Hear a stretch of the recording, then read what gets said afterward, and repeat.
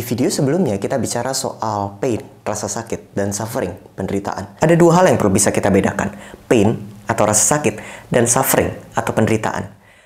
Dalam duka, pain itu wajar, masuk akal dan manusiawi, normal dan sehat. Sementara suffering, ini yang bisa kita geser-geser. Nah, hari ini kita mau bicara apa itu suffering, bagaimana dia bisa terjadi, dan apa yang bisa kita lakukan terhadapnya ketika seseorang yang berduka suffer. Kau penasaran? Simak video ini yuk.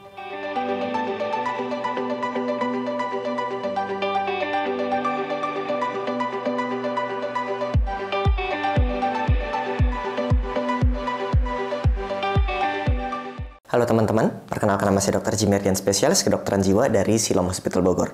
Kalau kamu belum nonton video sebelumnya tentang duka, tonton itu dulu, baru tonton video ini ya, biar pemahamannya lengkap, utuh. Di video sebelumnya saya bicara bahwa duka itu wajib dinormalisasi. Dia bisa termanifestasi dalam berbagai macam bentuk. Bisa denial, penolakan, bisa marah, bisa tawar-menawar, bisa depres, bisa penerimaan. Atau bisa berbagai macam bentuknya juga.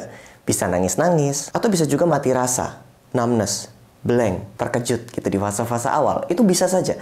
Dan setiap orang sangat personal perjalanan dukanya. Ini pain, ini menyakitkan. Dan alamiah saja, karena duka tidak bicara tentang kekeliruan atau kesalahan orang yang ngalamin duka, makanya dia berduka. Duka bicara tentang cinta yang kehilangan objeknya. Jadi sama seperti cinta yang personal, yang ekspresinya juga tergantung orangnya, duka juga personal. Ekspresinya tergantung orangnya. Gak ada yang salah dengan ekspresi duka. Tapi kita bicara soal pain atau rasa sakit. Ini lain ceritanya ketika bicara soal suffering atau penderitaan. Suffering adalah rasa sakit tambahan yang ditambahkan dari rasa sakit yang sudah ada. Jadi udah sakit nih, ditambahin lagi rasa sakit. Nah ini suffering. Penderitaan pun bermacam-macam. Ada penderitaan yang diakibatkan oleh diri sendiri. Saya sedang sakit, lalu saya menambahkan tambahan rasa sakit. Misalnya, saya sakit karena berduka, lalu saya menenggelamkan diri dalam game online. Lalu kerjaan terbengkalai, lalu game online lagi, lalu kerjaan terbengkalai, lalu semua situasi jadi berantakan. Usaha untuk mengatasi pain kadang adalah suffering. Iya, usaha untuk menghindari pain kadang adalah suffering. Tapi kalau kita ngeliat sudut pandangnya hanya seperti ini, barusan kita sedang ingin menyalahkan diri sendiri, which is bukan itu alasan video ini dibuat. Ada suffering jenis lain. Ada suffering yang datang dari keinginan orang buat nolong. Ayo, bingung ya? Kan ini sakit. Suffering adalah penderitaan tambahan dari rasa sakit, gitu kan ya? Sehingga bisa saja penderitaan tambahan itu bukan berasal dari keinginan individu tersebut, tapi dari orang lain yang ingin menolong. Di rumah duka dengan berkata, bisa jadi seperti ini. Kenapa kamu dulu nggak bawa dia berobat ke X? Atau kata-kata seperti ini. Kamu ikhlas ya? Atau kata-kata yang agak lebih spiritual begitu ya. Harusnya kamu bersyukur, dia sekarang udah nggak sakit lagi gitu. Atau kata-kata yang seakan ingin meneguhkan atau menguatkan. Kamu yang saya kenal itu kuat. Buat apa sih ditangisin, toh orangnya nggak akan hidup lagi. Buat apa nangis, buat apa berduka. Gitu kira-kira. Atau kalimat yang kesannya tuh solutif, pinter gitu. Kan menangis nggak menyelesaikan masalah. Well, nggak ada yang salah sama kalimat-kalimat itu secara logis. Problemnya, ya kalimat tersebut keliru secara emosional. Logika emosional manusia nggak kayak gitu. Kalimat tersebut muncul karena kita nggak ngerti duka. Kita nggak ngerti logika dalam duka. Sehingga kita ngerasa pinter aja gitu ngomong begitu. Padahal ya nggak membantu juga orang yang sedang berduka. Ingat, duka itu personal. Ingat, duka pasti sakit. Duka itu tentang cinta yang kehilangan objeknya. Ya kalau kamu nggak mencintai objeknya, wajar kalau kamu nggak berduka. Kalau dia cuma kenalan dari kenalanmu, ya wajar kalau kamu nggak berduka. Wajar kalau gitu aja gitu, ya wajar. Kalau dia bukan temanmu, wajar kalau kamu nggak sedih, wajar. Tapi hanya karena kamu nggak merasakannya, bukan berarti orang lain nggak merasakannya. Nggak gitu konsepnya. Di mana letak kesalahan kalimat-kalimat yang kesannya logis dan mungkin bertujuan baik tadi? Di mana letak kesalahannya? Letak kesalahan pertama adalah pada niat yang ngomong. Agak nggak enak nih ngomong ya. Lu kan niat saya ngebantu ngomong kayak gitu. Bener. Terutama kalau kamu sayang sama temanmu yang lagi berduka ini. Atau dia bukan temanmu, dia keluargamu yang sedang berduka ini. Atau dia orang terdekatmu. Mungkin bukan keluarga, dia orang terdekat, pasangan dan lain sebagainya yang sedang berduka. Semakin kita mencintai seseorang tersebut, semakin kita nggak mau dia merasakan sakit. Dan duka adalah sakit. Sehingga kita berusaha sebisa mungkin untuk dia tidak merasa sakit. Nah, ini masalahnya. Kita berusaha sebisa mungkin dia nggak merasa sakit. Itu adalah usaha yang mustahil. Duka akan menyakitkan. Ketika kita berniat menghilangkan rasa sakit dari orang yang berduka, barusan usaha kita pasti berantakan. Usaha kita akan terdengar mengecilkan penderitaannya, mengabaikan penderitaannya, bahwa penderitaannya, rasa sakitnya maksud saya, bukan penderitaan. bahwa rasa sakitnya itu nggak benar, itu nggak valid. Rasa sakitnya itu berlebihan. Usaha kita untuk menghilangkan rasa sakitnya akan berujung masalah, karena sebenarnya rasa sakitnya akan ada di sana. Sehingga niat untuk kita menemui orang berduka bukan untuk menyelesaikan rasa sakitnya, bukan untuk kita yang menghilangkan rasa sakitnya, tapi kita duduk bersama dengannya, menemui rasa sakit dengan ramah, dengan welas asih, dengan memahami dan mengerti. Itu lebih masuk akal untuk dikerjakan ketimbang niat saya untuk menghilangkan rasa sakitnya. Atau niat kedua, bukan sekedar saya sayang, niat kedua, saya nggak pengen melihat dia rasa sakit karena saya nggak sanggup merasakan sakitnya juga. Maksudnya ketika orang nangis, saya tuh terganggu loh. Kita tuh terganggu. Bagi beberapa orang, saya ikut terganggu. Kalau orang berduka lalu misalnya ikut meraung-raung gitu ya, saya tuh terganggu dengan teriakannya, dengan ekspresi emosinya.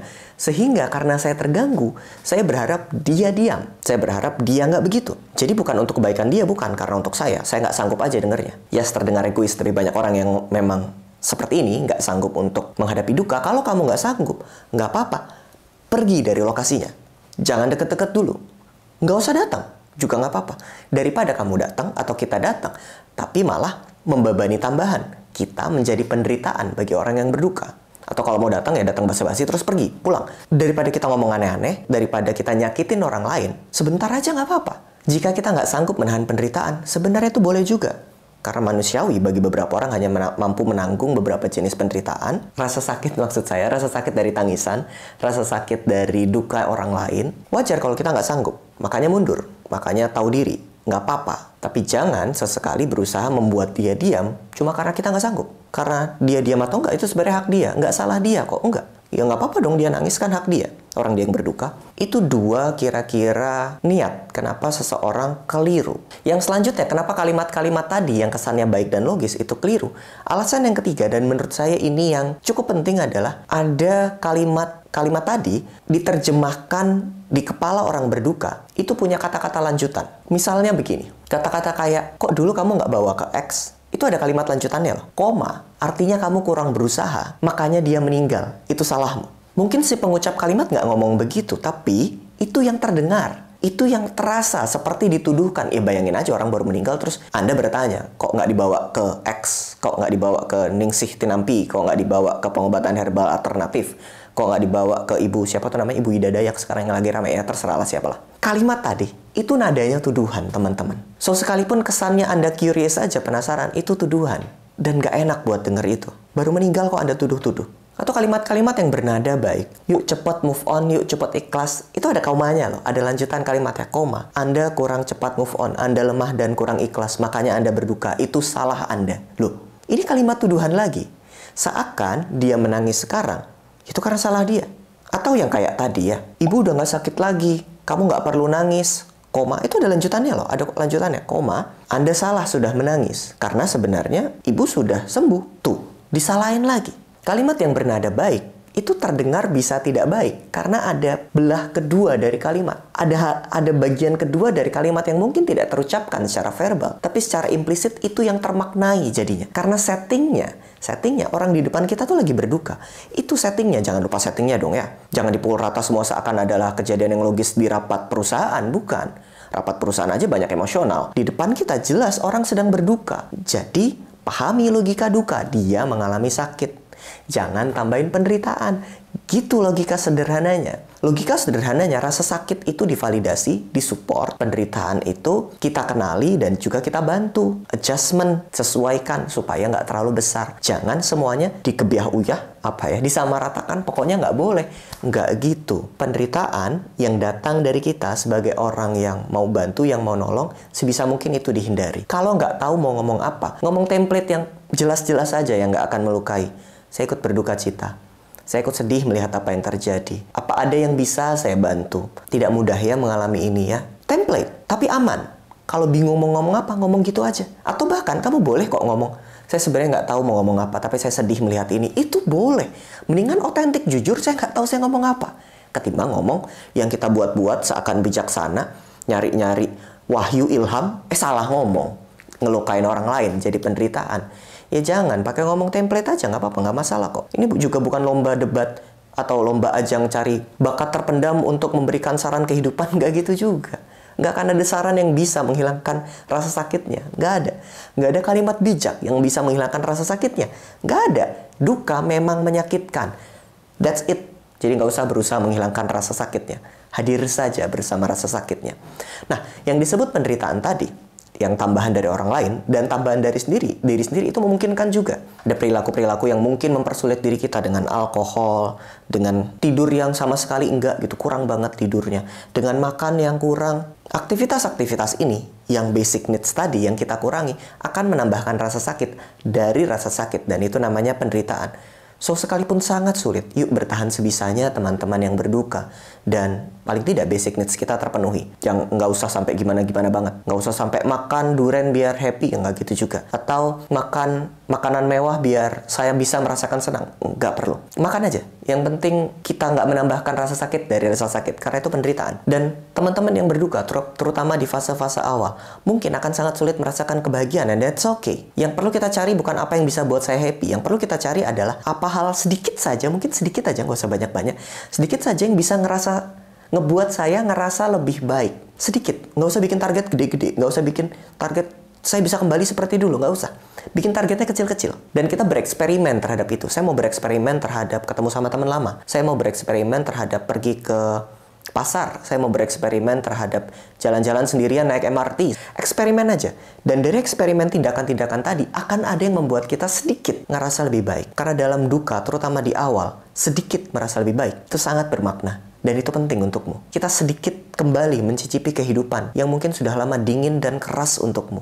So, bereksperimenlah. Dan mungkin mengelilingi dirimu dengan orang-orang yang suportif, itu juga bisa membantu. Yang bisa memahami dukamu, bukan mereka yang menudingkan jarinya padamu seakan duka itu kekeliruan. Enggak, duka tidak keliru. Mengelilingi dirimu dengan orang-orang yang suportif akan sangat membantu proses pemulihan ini. Karena rasa sakit yang divalidasi akan bagaimana juga mengurangi intensitasnya. Seakan saya tidak sendiri. Saya memang berduka, tapi saya tidak sendiri.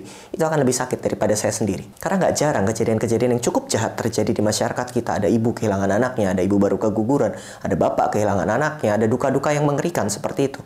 Tapi sang orang tua, sang orang yang alami duka disuruh diam, disuruh bungkam, nggak boleh menangis. Seakan itu adalah kesalahan. Kamu udah terlalu lama menangis, baru 2 bulan. Kamu terlalu lama nangis, baru 1 tahun. Anaknya 17 tahun sama-sama dengan dia, tiba-tiba meninggal karena sakit berat. Gak masuk akal. Tidak ada timeline. Tidak ada batas waktu untuk berduka. Dan saya serius ngomong ini. Tidak ada batas waktu untuk berduka. Tapi dari waktu ke waktu, duka akan tertanggung. Duka akan bisa kita bawa ke dalam kehidupan. Duka akan terintegrasi ke dalam kehidupan. Ada duka, tapi ada bagian lain dalam hidup. Duka tetap ada di sana, tapi ada bagian lain dalam hidup. Sebelumnya, duka adalah seluruh kehidupan. Jadi dukanya akan tetap ada di sana, duka nggak akan hilang. Tapi kamu akan membawa duka dalam kehidupan, dan itu cukup sebenarnya. Dan kita bisa bawa ini bersama-sama dengan orang yang care, orang yang sayang.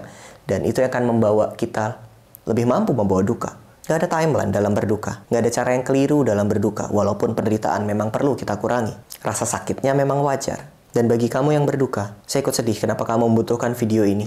Semoga kamu menemukan jalanmu, semoga ada orang yang bisa mendukungmu. Demikian dari saya, bye-bye.